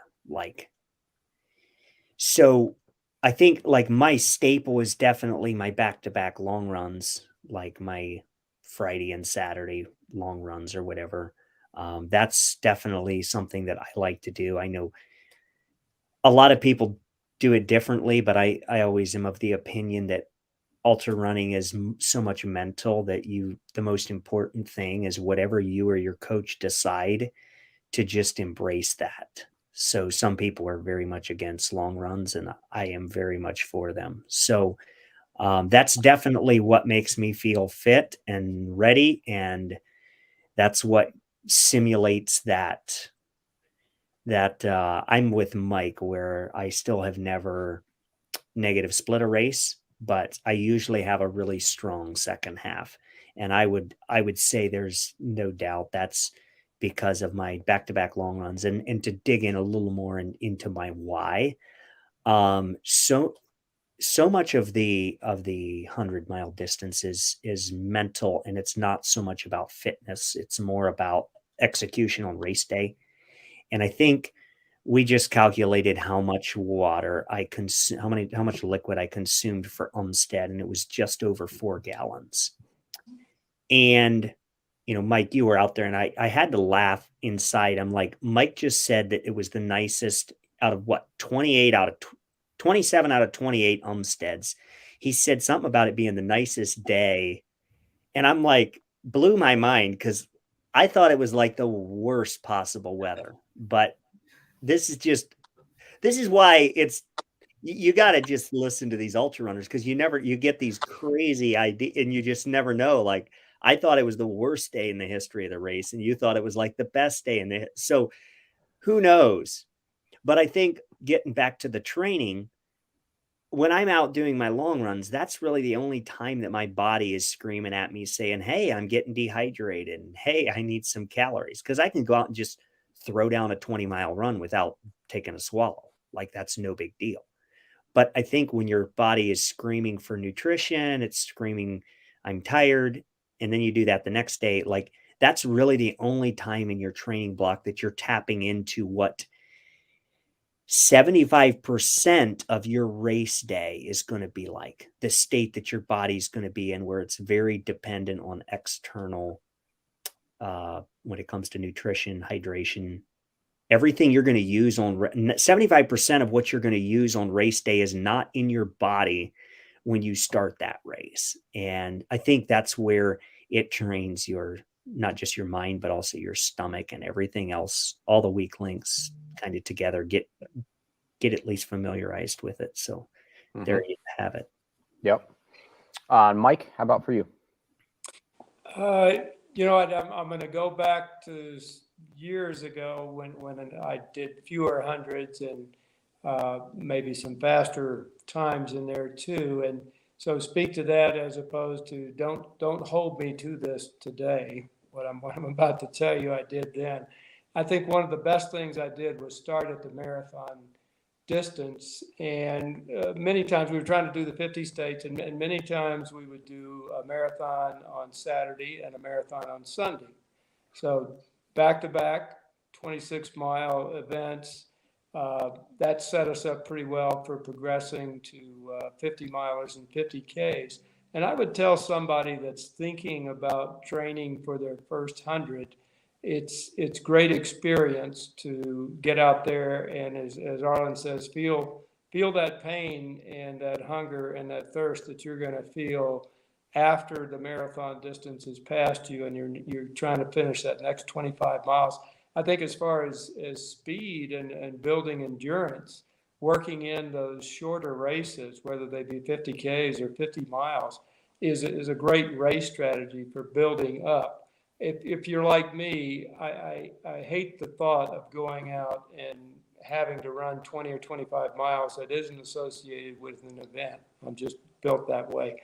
I'd much rather go do a marathon somewhere. I'd much rather go run an organized 50K or 50 mile than know I had to put in 50 miles this weekend. So it kind of just sets you up for a lot of things to do those ultras. I hate to call a 50 mile a shorter ultra, but that's what you kind of do, is think about those in your strategy and preparing it. And I'm just not talking about one of them. I'm talking about if you can work one in every 3 or 4 weeks in your build up to that 100 miler, you're probably setting yourself up for at least the ability to be able to finish it. I don't know how competitive you're going to be. Never had to really train to be that competitive, but I think it goes a long way for setting yourself up when you think about those other events in a build up to a 100 miler. Yep. All right, Cole, how about for you? Yeah, I kind of actually agree with Mike. So living in New England, like there's a pretty big like road running scene, like just all the different running clubs, and I ended up joining one. And so this all last fall, I got my butt kicked running 5Ks and like 10Ks. And for me, like that was like, I was just coming into it being like, this is speed work. Like, can I get back to my old like 25-year-old self, you know? And, you know, for Cocodona, what was kind of funny was I ran almost 100 miles on snowshoes as training with like 33,000 feet of elevation gain. I would have done something similar for the speed project, but there just wasn't enough snow to actually run the races to do that. So I banked on running a 50K. I did that, a fat ass one up in New England, as kind of like a training run, kind of for preparation and whatnot, you know, because I think doing an ultra that's still a shorter race from what your goal race is a good thing, because it allows you to practice like when you have like the pre-race nerves and that kind of stuff. And also the time scheduling too, like, you know, you're waking up earlier probably than maybe you are before, or you have to drive somewhere. And so like some of those logistics are going to be similar to what you might encounter on race day. And so having an environment that's as close to the race that you're going to be doing as possible is a great way to kind of like, you know, feel things out, test the nutrition plan, test the hydration plan, make sure that your pre-race preparation is going well, all that kind of stuff, so that you can kind of have a stepping stone of confidence leading into that goal race. And then I think just, you know, for me, it's all about mixing it up. So like, you know, I mean, I'm doing kind of the longer runs, but for the most part, I like to have variety, whether it's faster runs, shorter runs. I've incorporated even doing more fasted training. So like Arlen saying that he can run 20 miles without taking calories, I've pushed it as far as about 40 or so before I feel like I get a little bit low. And that's been years. Like I've started experimenting with this stuff in 2018. And it's not like I run every run without eating food, but you know, and I also train with I'll eat a big dinner and then go out for a couple miles and see how, you know, that when your body's fighting for the blood flow, you know, all the blood's going to your stomach, but you're also trying to run and stuff and deal with that. I've played with those games. Whether it actually materializes into having a rock solid gut, I don't know. But at least for the mental aspect, it makes me feel like no matter what I'm feeling, I can push through it. So, Brah, how are we going to represent your Untapped sponsorship if you'd be like, I don't know, like I'm good through 40 miles. I don't, I'm good. I'm good here. That's the thing is that I'm not big on sugar, but like when I do take it in, it's in smaller doses and it's like way more potent. It's kind of like the Zach Bitter theory, but like I'm not eating bison meat or like doing any of that, you know, any of that, whatever, like that stuff. For me, it's more kind of like for the longer events, I've realized my body, like your body is also like a refrigerator, right? It's got all the calories, all the stuff built into it. And so like I've learned over the years that when I can switch efficiently between the carbohydrates and then feed myself fats and proteins, and honestly, all of those are digested the same for me. Like I don't get any GI distress eating a slice of cheese versus taking a gel. And so it's a huge advantage. I don't have to worry about like if the gels aren't working, I'm not like screwed, you know, like I have other alternatives that will sit well for me. All right. So on that one, so what's your body crave late in the race? What's your go-to? Either Arlen, you're maybe getting it, or maybe you're like, I'm only out here 12 hours, 57 minutes. Like even though I'm craving something, I'm not going to get it. I guess, what does your crew give you that's like your secret sauce that's like, man, I love and crave this? Or if you're not getting it in the race, what are you often craving in the race? Yeah. Well, after the beautiful weather on Saturday, I was out on race thinking about I'm running as fast as I can just so I can get to that shower when we're done. And thanks to so much of what Cole is saying is like things that I am like just echoing, but I just like I can't improve on what he said. So like what he said about chafing, like I came to the same conclusion as he did a few years ago. And like that's saved me in more ways than you would care to hear about. So, and like when it comes to nutrition, so I've been fairly daring. I often tell people, don't do as I say, or don't do as I do as I say. Just don't listen to Arlen here. Yeah. Right. Proceed. Yes. So I've experimented with a lot of different things and dealt with a lot of issues with just flavor fatigue and you name it. So for Umstead, I told my crew, like the spacing between when they were going to see me was very calculated, and I run very well at about 400 calories per hour of straight sugar. So, yeah, I need to work on that Untapped sponsorship. That stuff, it tastes much better than anything I've ever used. But I found that like Morton works really well for me. So I was taking a Morton 320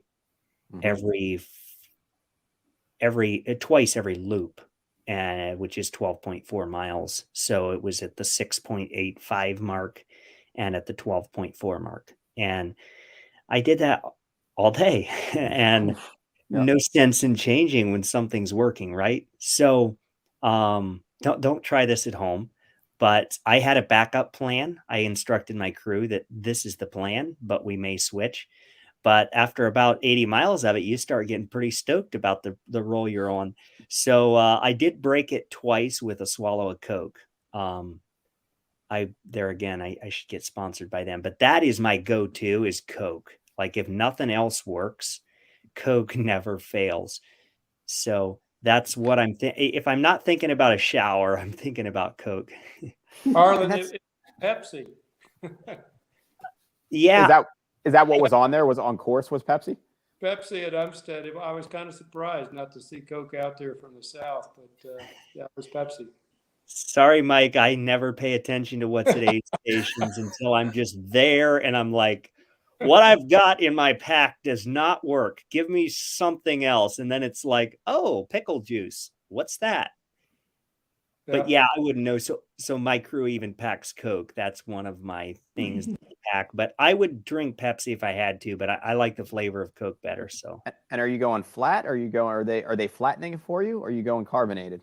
yeah, so I found full carbonation is a little too hard for me to eat at a 7-minute pace, drink at a 7-minute pace and keep the bubbles down. So yeah, they dump a little bit of salt in there and then shake it a little bit and flatten it like in half, Mm-hmm. and then we're good to go. One time I just thought, at least historically speaking, I mean, I guess I've been around the scene for a while, like, I don't know, maybe the first Ultra also in like 2000 or something like that. But I just assumed like everybody flattened, like that's just the way you did it or whatever. And there was I don't know, it's probably like, how many years ago now? 10 years ago, 20 years ago, I don't even know. I was running the Sun Mountain 50K in Washington and came through an aid station maybe 2/3 of the way through a race and got a cup of Coke and kind of fired it down. And oh my God, like my throat just wanted to explode because it was full carbonation. And I don't really drink any soda or whatever. And I was like I'm on fire right now. Like, what are you doing? Like, does nobody train these aid station volunteers? And my brother was running as well. And he was just like, yeah, I don't know. That's the way we do it out here. Like, it's just carbonated. And I was like, what? Like, no, like that's not the way you do that. But it is amazing how much of a staple that is on courses. And I guess the companies don't need to, right? There's such massive companies and you can't even get shoe companies to dole out money to, trail and ultra, let alone somebody like Coke or Pepsi. But the amount that it's used on course and it's synonymous with trail and ultra running, it seems like they should have a whole endurance line for like Coke or Pepsi. Arlen, man, send them your picture because you're really handsome. You look like you'd be a poster boy for the sport and just be like, look, like this is the secret sauce. I would like to be sponsored by Coca-Cola. And maybe that's going to be in. And then they don't know that it's not cool to be from Ohio. Like they don't know that at all. And that may be all right. All right. Mike, a secret sauce or something that you crave, or maybe Sandra, you even know, it's like when Mike's like going south here, like this is what I need to get him. Yeah, his super secret ninja food is Kentucky Fried Chicken pot pies. I didn't even know they did chicken. I haven't been in a KFC in a long time, but they do chicken pot pies. Huh? That sounds like it's probably really good. Or something like that. That, mashed potatoes and gravy, and coconut cake. Those are the three. And if he's not wanting one of those, then I kind of start, naming, well, how about this? How about that? Until I see that little light go on. It's like, yeah, I don't think I'd throw that one up, So, Arlen, does this hearing then, I want you to keep going here, Mike and Sandra, does it question your path in life and ultra running right now, Arlen, to hear that if you would just be out there for like 25 or 35 hours, like you could eat chicken pot pie and coconut like cream pies, and here you are just subsisting on a couple swigs of Coke and Martins? No, I'm very protective of my mental space. So chicken pot pie sounds great, but I would never want to smell it or to be tempted by anything but the most purest form of energy. So like straight sugar, like Coca-Cola. It has anything like the carbonation. So in the defense of the volunteers working at that race, so the carbonation, I do believe can like really help your stomach if you're having a bad day. But I was at Umstead, I was having no excuses. So it was like, I don't need the Coke because my stomach feels just fine today. But yeah, there are times I crave wonderful meals and things out there, but it's just not, in a few years when I slow down a couple, maybe then. All right, but keep going. Or run 200 milers. Yes. All right, Mike and Sandra, keep going with that roll though, with the secret sauces. Well, just thinking about Umstead, I ate my fair share of hamburgers, hot dogs, something that people don't know about Umstead. Very few of the races and it's a Southern thing, really, sweet tea out there. And sweet tea is a go-to drink for me. We buy many gallons of Milos from Walmart. So Little Debbie should probably be my sponsor because I'm hell on Little Debbie snack cake. Dude, So, well, you mentioned in I think in one of those interviews, and I think some of the younger individuals won't know of Sunmart and what Sunmart was back in the day in terms of a really competitive race, and like that's where like the hot runners went or whatever. But thinking of kind of like some of the roots or like you've experienced it kind of early on, you need to rock kind of almost like the U.S. cycling team was on Mrs. T's for whatever. Maybe that's it. Your ticket is you need to be like Little Debbie, like sponsored gear and like some of these other things. yeah, I hear you. I've certainly contributed a fair amount to their company over the years. And their product with the amount of, and to Cole's point where he's just trying to focus on these, clean ingredients, I would imagine that half of what's in Little Debbie in every time that you've eaten is still probably sitting in your body somewhere. I mean, Somewhere. maybe you're going to live to be like 130 based on the amount of just preservatives that are now in your body from Little There Debbie. you go. We eat really healthy except on race weekends, and then it just all goes to hell on race weekend because of the race, because of the food he needs. Yep. I will. Yeah. Talking about drinking during the race, water, 100%. So that's why I have to eat real food out there is because I'm only drinking water, taking some electrolyte capsules, but gave up on Gatorade, unfortunately, and all the other drinks over the years. Tailwind. I've just never have been able to digest it, and other than an occasional road race, I cannot do a gel. I mean, I just gag on the consistency of a gel during an ultra. So, And that's came with years. I imagine early on you were able to tolerate stuff, and then eventually your stomach just turns. Yep. Yeah. I was able to. Yeah. All right, Cole, your secret sauces? Or what do you really crave? Secret vices, right? So Yeah. Dr. Pepper, we're a Dr. Pepper household. So that's the soda of choice. There's definitely a picture somewhere with me on the Speed Project, like staring out the window, like looking at the Death Valley, like mountains or whatever, like sipping on a Dr. Pepper. So that's one. You were also sipping on something else in one of the photos, if I remember. Oh yeah, right. For sure. Well, I'll get to that one. Cinnabon cinnamon rolls. That's like if like an angel descends from the heavens and like gives me a little Cinnabon, I'll be like, yes. That's definitely. Is it really the best for the GI stuff? Probably not, but like from a mental standpoint, it's like a game changer. But it's like 1,000 calories in each just lick. Like you don't even need to take a bite. I mean, I love them so much. I don't know. Anytime I'm in like an airport or any mall that has them, I have to get one. And I'm like a little kid, just biggest smile. And the other one is Black Forest gummy bears because they are all USDA organic. And they taste like real fruit juice. They're really good. And funny story was on the very last day at the Speed Project, I had one of those like massive Walmart bags that like, with inflation is now like $9.95 or whatever. And within a span of about 5 minutes, I ate the whole bag. Done. Like, I mean, that's a family size, So think of anything that's like Costco, whatever family size, like in gummy bears. And I downed that in like, easily less than 5 minutes. So that's definitely another one. And thanks to Cocodona, I did it at Tesla Hertz as well. And I did it at the Speed Project, but it didn't really work out the way the other two did, which is drinking a Modelo beer. I kind of felt like that was like it's like the celebratory, like, all right, we're in the home stretch kind of thing. And that worked for you with Gatorade that one time. I mean, that worked really well. Yeah, I don't know, for some reason it sits well in my stomach and like I guess it numbs the pain or whatever. It makes me feel like I'm like Super Mario with like the magical star power for a while. There's Cole again. He's just drunk as right. The final miles. Well, that's exactly like. I mean, I had some crazy sprint finishes. Even at Tesla Hertz, I think I was splitting into the finish line like a 5:20 or something after running 157 miles or whatever. Like, it was a little bit crazy. And that thanks to the Modelo, I did a shot of Fireball too.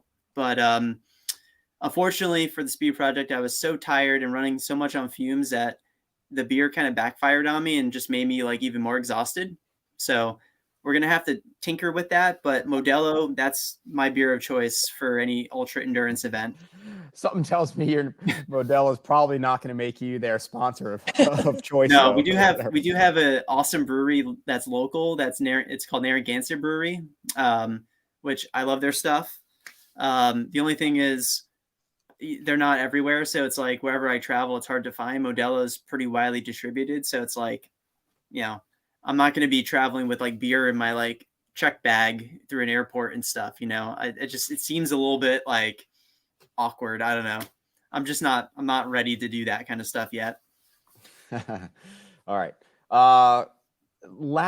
Actually, I'll have two more like topic areas. There is one that's planned and one that maybe we'll close out with that's unplanned, and let you guys ask anything of each other before we close out. So your rainbow unicorn of running races or locations. Mike, I know you got UTMB coming up and you're probably pretty stoked about that. And Arlen, I know you're stoked in terms of the competitive sense of throwing back down at Western States and in that regard. But whether it's a race or whether it's just kind of a dream running destination, what's that? Where is it or what is it? Arlen, hit it. Unless you don't know yet and you're thinking. Yes, no, I got it. So it's funny. One of the first craziest races I ever heard about was the Badwater 135. And while as I've moved through the scene and realized like mountains are the place to be, in terms of value to the sport. Okay. We've already talked this East Coast nonsense, right? But I love running in the mountains. Okay. But like I have a fairly good foot in the flatter scene, and I enjoy the element of the heat. So like Badwater 135 was like the first, like, just, you've got to be kidding me, people do that kind of races that I heard about. And ever since then I've wanted to do it. But like I'm always like, maybe next year. And then I'm like, actually maybe the next year after the next. And so that keeps happening to me, but it's someday before I'm Mike's age, like totally. Badwater 135 all the way. That's what I want to do. Mm-hmm. All right. How about, so that would be the event. How about a kind of this, just, you want to just get out there, like you were just at Madeira or whatever, some probably amazing runs out there. Is there any place out there, whether it's local or whether it's in the world, that would just be like your dream running destination? I'm learning fast. I've been just tuned into the local ultra scene, and then I moved into the national ultra running scene, and now just brand new to the international. But yeah, I'm planning to spend a good amount of time over in France over UTMB with craft and everything. So that's something I'm looking forward to a lot, is learning to know the UTMB area, that area, that learning to know those trails, that seems very, very interesting and exciting and adventurous to me. Yeah. Awesome. Mike? Gosh, definitely looking forward to UTMB. But when I think about the places that I've run and where I'd like to run, one I'd like to go back to and probably never get tired of it is the Grand Canyon. Running the rim to rim to rim there is just, I'm not sure how many of you guys have done that, but you'll never see a better view of the canyon from down there up. And it's a beautiful area to run in. Got some favorite races I'd like to go back to, but that is probably, and it's not a race, obviously, it's just a scenic area to be in. So that's probably the one that I would recommend everybody try to get to and do it at some point. Mm-hmm. Cole? I can't pick one, unfortunately. I do want to say quickly that after running through Death Valley, Arlen, like there's this magnetic pull from that area, and so like I was like, I don't know about Badwater, but maybe one day, but like I want to do it sooner than later because it's just like the place just like imprints on you, and so I'm not doing it in 2024, but 2025 definitely a possibility, because in my mind I would love to do the Arrowhead 135 and then Badwater double in 1 year. So do the coldest race in the United States and the hottest race in the United States. Because that's just kind of like, that's where I'm kind of going with things. I'm an extremist, right? So that would be awesome. And then for me, I got into the sport loving multi-day stage racing. So like seeing Ryan Sands crush the 4 Deserts race series, you know, finishing in Antarctica, like going through some of the most iconic deserts in the world, like that really interests me. Marathon des Sables in the Sahara interests me. Running the Iditarod Trail through Alaska interests me. Really anything that's like a really cool occasion. Running a stage race called Fire and Ice through Iceland. Hot Springs, amazing place. And to close it out, I am running a race in Canada called the Quebec Mega Trail 100. And the reason why I signed up was because if I win the thing, the winning prize is an all expense paid trip to run the race that Courtney won in October, the Grand Raid, Diagonal de Fou, that really crazy jungle race that's like off of Madagascar, which is really cool too. So do you think that it'll be more difficult to complete the Arrowhead Badwater double? Do you think that will be more or less difficult than deciding on the paint swatch color in that room behind you? Yeah, I know, right? I think we figured out the paint swatch thing, so that's already put to rest. We just have to get in here and start painting. So you might as well move on then to the Arrow Valley at this point. Yeah. Well, what way to move through that? That probably took some serious, just kind of time. And this is the guest bedroom, by the way. So well done. Well, maybe I'll be a guest there at some point. So, all right, awesome. So I did want to tie in, and then we'll get closing out here. Let you guys ask each other of something. I don't know how to necessarily turn it into like a question, but for each of you, crew and support has been crux. Arlen, the first time I met you was at Western, and it was wonderful to chat with your family a little bit. And it was really fun to see them just supporting you along the way. Cole, I know that Ashley is by your side for a lot of these grand adventures. And then Sandra, for you being crux there for Mike in so many. Again, I don't know how to turn that into a question, but I want to acknowledge how that's kind of a common theme for all three of you. And maybe you'd be for sure doing it maybe without, but it wouldn't necessarily be the same experience and not nearly as successful as you're doing now. So maybe more of a general sense of kind of thankfulness and appreciation of that being a reality, I think, in our sport and in endurance. So just to, I guess, acknowledge it, unless anybody wants to say anything or chime in about that. I think we've all been to races where we've seen runners who came into an aid station and were just ready to, I'm done. And they had a talented crew or, crew members who will help them work through the issues and get them back out on the trail.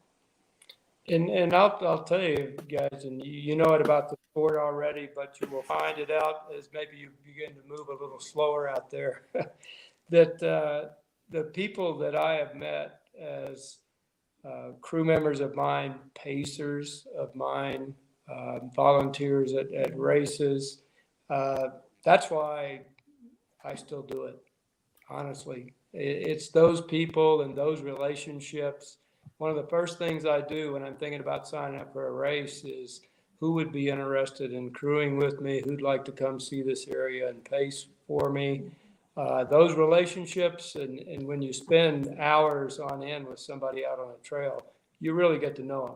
And as you prepare for races and do the race, you really get to know those crew members too. And I've got lifelong friends now that I've met through the sport. Well, it's awesome and a wonderful community. So as much as it's fun to talk to you guys too, a huge props to your significant others out there, and look forward to connecting with them as well. So anything with you guys all being pretty awesome athletes, you're probably in the know about each other. Is there anything that would be fun to maybe ask of the other or comment on, or you're aware of? There may have been this really funny story that would be just fun to mention before we kind of wrap up, and no pressure if there's not in the moment. And again, I appreciate you guys taking so much time of your time out of your night as well. But just open it up to you guys if you want to comment or with one another? Well, I think both of you should run a 200 miler, just because, I mean, you've run so many 100 milers that I think from my experience, my short experience, but I feel like I've gotten a lot of bang for my buck. And I feel like the multi-day experience is just, it's something hard to, Mike disagreed. So he was just like, dude, I'm come out. on, Mike. It's something hard to write home about, like, I just feel like you experience so much more. It's everything is magnified. Like everything you experience in 100 miles, you get that, and then even more so, which is why I think I love the longer distance. But dude, Arlen he literally just secured like a big ticket, like shoe company sponsor. Oh, I know. What a 200 milers. One day. You're going to be like, I'm from Ohio, and I'm not on social media, and I run 200s. It's like, what? Like, no, like, yeah. Yeah, no, I totally will. I was seriously considering it this year, and then I got in Western States and Hard Rock and realized that would be a really stupid move. So I will. Thanks. I'm glad Mike's back, because I was gonna have a fit if I couldn't ask the question. But yes, to answer your question, I will run a 200 miler ASAP. It's that Wi-Fi connection in these Western states, man. I tell you what. Yeah. So I'm not sure what order we're going here, but I've got two questions just burning right now. And I'm going to ask Mike first, because I do not want to lose this opportunity. I mean, who would have dreamed I'd be on the air live with a guy who's run 200? I mean, dude, like, I think I have at least 200 questions, but there's one that's I got like way above all the rest. And if you want to save yourself the embarrassment and not answer the question, like, no pressure. I may cry afterwards if you refuse, but no pressure. So like out of 200 races, I'm dying to know, like, which race did you have to take a dump the most time? 100, like, that's a question that I just got to know. It obviously had to be one that I was really out there for a long time, but I'll be honest with you. First Umstead, I made a really classic nutrition mistake there. Really liked oatmeal at that point. Thought oatmeal was a good pre-race food. I think I had about 4 or 5 packets of instant oatmeal that morning. And I'll tell you, Arlen, my aid station time paled in comparison to my portalet times. Right? Yep. Rock solid answer. Love it. And I used to make that mistake too. Oatmeal. Everybody I thought knew that's the best thing out there. I no longer use that. So I got a real quick question for Cole. And with no disrespect to your sponsors, so if you don't want to give any specifics here, but I have to know, with all of your experience, what is the worst gear failure you have had in your many thousands of miles? Well, I ran my first 100 miler with a pair of shorts that was one size too big. And I didn't realize it until I was about 80 miles in, and had a lot of issues, and there's other issues too. And I ended up dropping out, obviously, because it took me running Cocodona to actually finish a race above 100 miles, which was last year. So, so I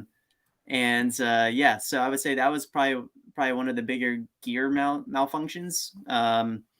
But I don't know. I'm sure there's probably other things too. I mean, I had some issues with socks at Cocodona, obviously. So I had, like chicken pox looking feet for more than half the race, which is filled with blisters, which is never a good thing. So stuff like that. Solid. But yeah, make sure you check the tag when someone sends you stuff. Make sure you check the tag, make sure the size is right before you just put it on and just run. Well, it's not a question for you guys, but if you do get into Badwater, let me know. I did it in 2002 and crewed for guys for about 3 years after that. So I could at least offer some advice from 20 years ago. Amazing. The head, I've only been in 2 100s, and when at Wasatch, I thought it would be really good to maybe just have a full-on burrito around, like, I think it was like 50K in. And I think it was just full on, just like, I think it was like chicken and beans and rice. And wow, that was probably the tastiest burrito like I've ever had. And I took like a mile or so to kind of consume it and then like trotted on. And by the time I got to like 50 miles, I think Yassine was going to pick me up there to pace around there, something like that. And oh, wow, I got to that aid station and I just exploded in that porta john. I think I was probably in there for like 10 minutes and I just came out a very sliver of how before I went in. And I think I just had to walk like the next 7 miles because I was so destroyed. My body was so cleaned out. And I was like, well, maybe that wasn't the best decision. Like maybe I don't go with the burrito next time. Yeah. And Mike, for anything off that would be fun to ask either Arlen and Cole, and no worries if not, and anything in the moment, not to put you on the spot, or Sandra as well, if there's anything else you guys want to touch on. Gosh, no, we've hit on a lot of stuff. Just a quick question for you and Cole. You guys know Greg Loomis? Yeah, of course. He's a legend. Yeah, Greg and I ran quite a bit together. I'd seen his name, and we ran quite a bit together at Umstead. And good guy. Greg cool. Greg Loomis was my teammate in college. At both ran at Ithaca. I think he was maybe 2 years ahead of me, but he came in, I think, older. He seemed a lot older. And if it doesn't come up, I guess like a lot of nicknames, right? You don't get to choose your own nickname. I mean, Big Ticket, you didn't get to choose, Big Ticket. I'm going to put that out there. But for Loomis, he was Cabin Boy in college. I think the movie like Cabin Boy came out around that time. And he spit an image. He came in like, here I am struggling to grow any facial hair coming into college. And he's got this full mustache and beard. And he was just like running in the woods. And before he graduated, he was early into ultras. This would have been like 96 or 97. And I think he was living out in a lean-to for like a week, just like subsisting on Pop-Tarts. And he was just like, I think he was the one that exposed me to ultra. I went in and did my first full solo attempt at MMT was with him that early year. And he's been on a couple times and I was going to invite him back on tonight, but I think he gets kind of self-conscious and not wanting to be on the mic. And, but it would be wonderful to have him on too. And he's another person that's been around so long. And I know that Mike, that he would be amazed by you. I know he's trying to hit unique 100-mile finishes, which is a little bit different path. But no doubt he's probably completely amazed at your accomplishments. And Arlen, he would probably think you're on another planet and how fast you can run.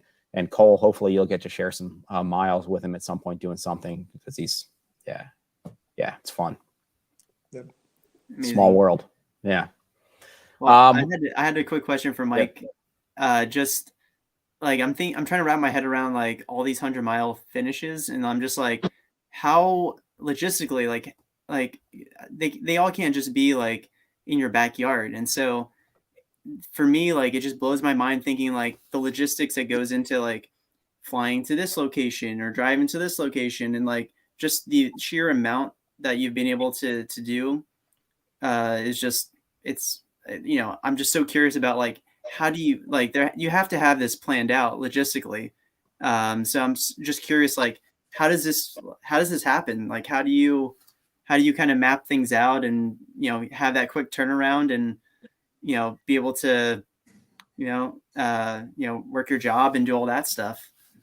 Yeah, well, I'm retired, have been for 6 years, but even while I was working, a lot of those races were done when I was working. I worked for an understanding employer. Again, we were selling athletic shoes and athletic wear. So they understood when I wanted to head off to a race, and we had a lot of locations across the country. So it was easy to get out and kind of coordinate a race with business at that standpoint. But I really, I think some of it was just the priorities that I set, Cole, because in life. I think we spent the kids' college fund. Yeah, we didn't have kids, so we kind of laugh. Oh, we spent the kids' college fund on Mike's racing. Yeah. So it's just different priority, right? So you've got things that you planned out, spent your money on, and we both were lucky to have jobs that allowed us to do some traveling. And again, I was living at a distance at that point, so it was pretty easy for me just to pick up and go. So I did, and did a lot of racing while I was working there for a while. Amazing. That is amazing. That's a huge logistic. Well done. And well done to you, Sandra, for being, the partner in that mix. And I mean, your equation was more conducive, be a little bit different maybe if there were Yep. kids at home that needed to be, Definitely. but way to go that path and maximize it. And still maximizing, who knows? Maybe you're going to get to 300. No. We kind of laughed about that. It's like, are we going to be 7? Yeah, where do you stop? Yeah, right. Yeah. Huh. Do you in your head, and based on how you feel now, maybe it'll be all different tomorrow, maybe different next week. Is there a number that you think you could get to based on how you're feeling and how much you're picking them off? No, it's going to stop when it really just stops being something I enjoy. Yeah. That's as long as I'm enjoying it, I'll keep doing it. Mm-hmm. I really thought when he got past 200, he'd go back to, maybe 9, 10 a year. And when he said he had 18 this year, it's like, oh, well. Right on. And Well, Arlen, or go ahead, Mike, sorry. Well, there's just so many new races out there too. Just think about it. When I started, I think we had maybe 25 or so 100-milers. Now we got over 200 just in the U.S. And count overseas, there's just hundreds of just 100-mile racing. Forget about the 200s and the 250s you guys are doing. There's just a ton of 100-mile races out there. And Arlen, is your family going to get to travel with you to whether it be, I'm sure they'll go back to Western. Will they make it to Hard Rock, or will they make it to any other trips this year with you? Yeah, don't have everything nailed out, but yes, for sure, Western states. For sure, at least my two sisters will be at Hard Rock. So yeah, they'll be supporting me. Awesome. Right on. All right. Well, just crested 2 hours. Well done. Good endurance efforts here. I think I guess there's been some long ones. I think Jeff Browning will still go down as the longest episode. I can't ask that of anybody, but it sure is fun to chat. So thank you. I will be excited to see how your efforts and your adventures shake out this year. Hopefully, Arlen, I don't want to jinx anything, but hopefully, you keep that momentum rolling. I will be really excited to see how it goes as well. Mike, I hope you pick those things off. Do you have Hurt 10 months from now, or are you going back to Hurt? Oh, yeah. As long as they let me in, I'll go back out and try. But cool. Hard Rock is probably the next really big challenge. Not that they all aren't challenging these days, but Hard Rock will be the goal this year. Did they roll Loomis over after last year, or is he running again? Is he in the mix? I think he told me he would be there, and he probably said so, and I've forgotten by now. But he was for Arlen or Cole, who maybe don't know. He was really excited to go back to Hard Rock last year. I think he's run it a couple times, and he basically got COVID like on the way out, and his whole house ended up with COVID. So he was in Silverton or wherever, and he just couldn't run. He was there, but his whole house was confined with COVID altogether or whatever. I think everybody that was at Hard Rock this past year. Oh, God, COVID? Oh, yeah. It was a real breakout there, I think. Huh. Well, at least that super spreader event is, in the books. Yep. And got that. you guys can go. Yeah, it's good. I didn't know I'd hear that term again, but yeah. Super spreader? Yeah, I was about to pop up and say it when you said everybody at Hard Rock got it. But yeah, enough of hearing COVID terms of unprecedented times. And enough of that. Let's move on. Yep. Right on. Well, thank you all again so very much. It would be fun to catch up with you after some of the adventures that come. And I know it's going to be a whirlwind or a blur for all of you guys. So I really, again, appreciate you carving some time out here. So thank you. Thank you. Thanks. It was great meeting you. Thanks, Ian. Thanks, everyone. Thanks a lot. Right on. All right. Talk to you later. Bye-bye. All right, so for those who tuned in live, thank you very much for being on with us. For those who caught it after the fact, whether in video or whether as a podcast, I appreciate you tuning in. For anybody who takes that next step of just supporting Trails Collective in whatever way, shape, or form, whatever that might look like, I appreciate it. I'm grateful for the opportunity to be doing this at all, to my family for allowing me to take this time to do it. And I don't know what's coming next week yet, as is often the case, but I guess we'll figure that out as we go. All right, so until then, see ya.